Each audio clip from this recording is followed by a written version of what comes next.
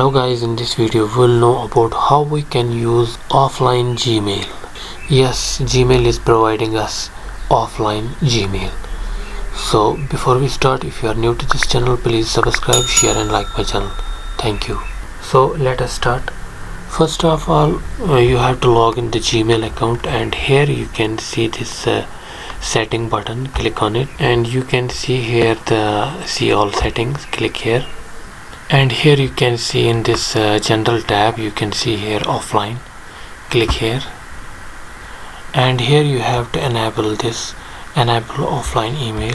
Click here, and you can use these settings here, how much storage you want to avail from this computer to your Gmail account, so that storage is available for your download attachments and emails, so that whenever you don't have any internet connectivity, you can still log into your account and see the previous mails, and you can also compose the emails if you don't have internet connectivity. But whenever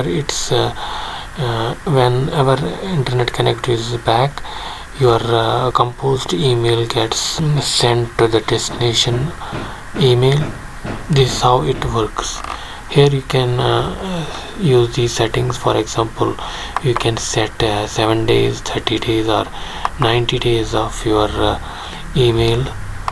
So this way you can use it, and you can also use the security logging out of the Google account. For example, if you log out your computer, your offline data will be still on the computer, and if you want to remove the offline data whenever you log out, then you have to choose this option, and you have to resynchronize it with Gmail again and again. But this way you can use the offline Gmail. So this way you can use the offline Gmail, and I hope you find this video informative. If you like this video, please subscribe, share and like my channel. Thank you.